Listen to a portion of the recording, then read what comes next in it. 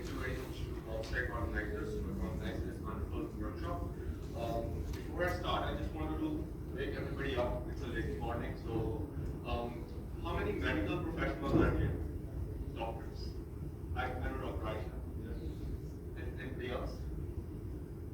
So this is an AI-based healthcare workshop. So we'll try to be more biology-related. The rest are computer science and bioinformatics, right? Computer science, bioinformatics, and the others in the middle. Okay. So I try to rephrase everything in layman terms and try to focus more on what we want, what's the point in this, why do we need all these things. So as introduced, my name is Dr. Amal Mir. I'm an associate professor at Cass University. I was a research faculty at the University of Chicago from 2014 to 2017, and when Trump got elected, I decided to come. And since then, I've been trying to focus on local problems. So the aim being that we have to be competitive internationally in terms of research, but apply that research on local problems. So you'll see two components in each of these problems. I have two separate parts of this presentation. First, we'll particularly focus on breast cancer, and the second one will be slightly generic in terms of cancer prediction. And both of them will be solving cutting-edge international research problems, but we'll try to have a local flavor how that is being applied to Pakistan. See, most of this research is funded by the National Center for Big Data and Cloud Computing. So we are very thankful that it was established by the Planning Commission and Higher Education Commission in 2018. So we have quite a bit of resources available to us. Okay, so just to get started, as I said, there are two parts of the presentation. The first one will be trying to predict breast cancer or classify breast cancer from histopathology images. And the second one would be trying to use natural language processing to basically try to find if there is anything wrong in the genetic makeup of cancer. And I'll get into the details of each one of these. I try to make sure that my talk is short and crisp so that I won't stand between you and caffeine for too long. Okay, so the first one. Breast cancer is very common. 1 in 8 women in the US will develop breast cancer at some point. In Pakistan, 1 in 9 women will develop breast cancer at some point. If you look at the Pakistani population, it's 22 million. Adult female population is about 15 million. No, 7 million. About 15 ages.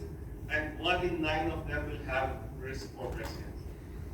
So that is roughly about more than around a million. So basically every other household will have this issue. So it's a very localized problem. But the good thing about breast cancer is that international survival rate of breast cancer is 90%. In Pakistan in 2018, we had 90,000 diagnosed cases. There are many cases that are never reported, so this is a very small amount of number. And unfortunately, 40,000 deaths out of those 90,000. So we have been around 50% survival, which is very less as compared to the international survival of 90%. Coming to the scientific part of view, how do we diagnose this cancer? First of all, by the time that the patient comes to the hospital, it's already slightly late because we don't have any screening processes like mammograms scheduled regularly from 35 or above. So you can already feel some sort of lump in the body. And because of that, you go for a biopsy directly. And once you have a biopsy, this is what you get. This image on the right is what you get. In this case, this is annotated. Some parts are invasive. There are 4 different classes of breast cancer. The first is normal, benign, in situ, and invasive. Invasive one is where you have to go for chemotherapy. Before that, you can actually opt for surgery and lead mostly a normal life. Chemotherapy can lead to a lot of side effects. By the way, does anybody know what's the cost of chemotherapy? Average cost of chemotherapy in Pakistan? About 35 lakhs, 30 to 35 lakhs, depending on when it gets diagnosed, what type of cancer it is. So most people actually will sell their houses. So there's a lot of financial toxicity involved. It's not just a disease, the whole family suffers. So if we are able to detect this early, then we can actually save a lot of financial cost and improve the life quality. So in this case, this when you are looking at it underneath the microscope, the pathologist is looking at a very local picture, and he has to spend a lot of time looking all around on the tissue to find something specific, and it's actually very draining. So which is why, according to WHO, we only diagnose 136 patients a day. And when we are looking at millions, that basically you can translate the scale, how much we have to be doing and where we are right now. So again, the second thing is this is all very subjective.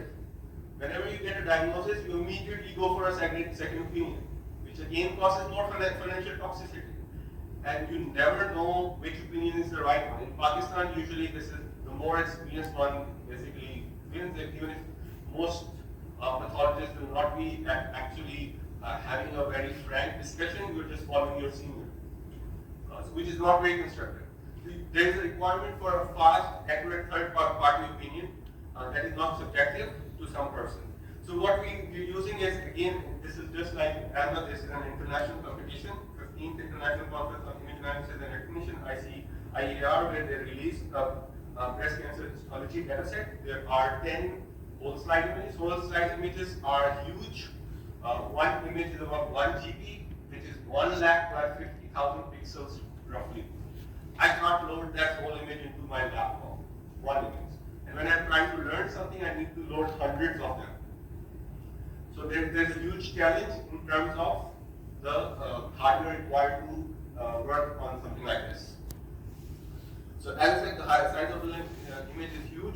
So what happens in resource-constrained environments like Pakistan, we resize the image. We take this 1 GB image and resize it to 256 by 256. You can imagine the amount of data being lost from 1 lakh by 50,000 pixels to 256 by 256. So that's actually not a very good strategy, and most people in resource-constrained environments do that. What we can do, the second thing that we can do is actually divide the whole slide image into equal-sized tiles, something like this. And because the data set that we have is annotated on pixel level, you can assign a label whether this box is which class. Doing this actually makes our data bigger as well, because we only had 10 images to start off with, but when we make tiles of 512 by 512, each image can roughly give us 30,000 tiles. So we have about 3 lakh tiles. So what's the downside? The downside is when you are trying to predict something over here, you don't know what's going on here or here. Actually, medical professionals will know that it's not just about tumor, it's the interaction of tumor with the tissue and the normal tissue as well. So if you're not looking at surroundings where there's an interaction between the tumor and the surroundings, you actually don't get very good results. So that is the issue that we need to solve. You cannot use the whole image because you don't have the resources, and once you dial it down or make it into small pieces, you are losing the big picture. So that is exactly what we are trying to solve here, and that is a unique thing about our algorithm, which combines both of these together. The other thing that Dr. Amal also pointed out is there's a huge class imbalance. If you do, as I said, there are 4 classes of breast cancer. Most of them will be normal. Around 75% of the batches will be normal. There will be, in our case, there were a huge number of invasive part because we are trying to predict the invasive one. But there are 2 more classes which are something in the middle, and there are very few number of these that we have. So you need to tackle these. There are very less information about a few classes and a lot about the others. So if you don't tackle this, what normal algorithm will do is try to predict everything as normal and get 75% accuracy. So it's not a big challenge to get 75% accuracy in this one, because 75% of them are normal. If I say everything is normal, point is solved. But we are trying to find something that is invasive, and we have to be good on each one of these classes. Okay, so what we started off was with, as we said, we do have hardware resources, but they're not as good as what international researchers have. So we have to find something that works for us and still is resource constrained. So AfficientNet is a new model that came out last year. Where if you compare, so what most people will use is ResNet or Inception, which is here. These are about 78 million and 80 million parameters. So these are huge models. They need a lot of training. What we do, we start off with is AfficientNet VNOD. This is actually number of parameters about 4 million. Sorry, ResNet Inception VNet was about 60 million and ResNet is about 30 million. So we are about at 4 million. So it's relatively small, but the good thing about this model is that depending on how big your image is, this model will rescale itself and try to adjust. Okay, so if you just use this directly on patches, you don't look at the global information, you just say that I'm only concerned with this part, how good, so all you need to do is tune this already made parameter. This is made on a lot of images from the ImageNet. There are thousands and thousands of everyday images. It tries to capture what they are. If you just retune them on medical images, what you get is, as I said, we have 10 patients. So this is 5-fold stratified cross validation. And what we are using F1 score because our classes are very imbalanced. You cannot use an accuracy. F1 score has to be good. KWalk is the one where that is the winner of the international competition in 2018. So we are comparing with the winners right here. So if you see, if you just use that, they were using Inception VNet, so that's a big model. Even at patch level, we are better than them. And this is ResNet is pretty commonly used as well. So it seems like you don't really need the global information over here. You can just make the patches and try to predict this. But if you look at the dice coefficient, which basically tries to see how much overlap you have at pixel level. So this one is just giving you a label of each one. It's not telling you why that label was assigned. What if I ask this model which part is the invasive one? And I try to see the overlap with the pathologist. The performance of all models goes down. Even our model is overlapping with the pathologist, only 11%. So this is a major issue with AI. If you use it as a black box and you're not able to explain your results to the medical professions, it will never be practiced. They will ask you, why is this level being assigned? So you need to convince them that my model is focusing on the same thing that you're looking in your microscope. And this is what we want to solve. So for this, we actually added, so to this model, we added a resized whole global image, and we tried to integrate the global information with the local information that we have. So for each one of these patches, we have probabilities coming out, and we take those probability and add our global information and combine both local and global. This is what we have. So this one is basically the global image, and these are the probabilities coming out from that. So now we have resized it into a 720 by 720 patch, the whole image. But these are probabilities coming out from local patches, and this is the global one. And again, this is our own architecture where we have a few convolution layers and not only layers to extract all those features. For the invasive class, there is one branch that will sort of train the model, and for the non-invasive one, there is another branch. So if you just do that, you can see this was 11% without looking at the global information. This is now about 70%.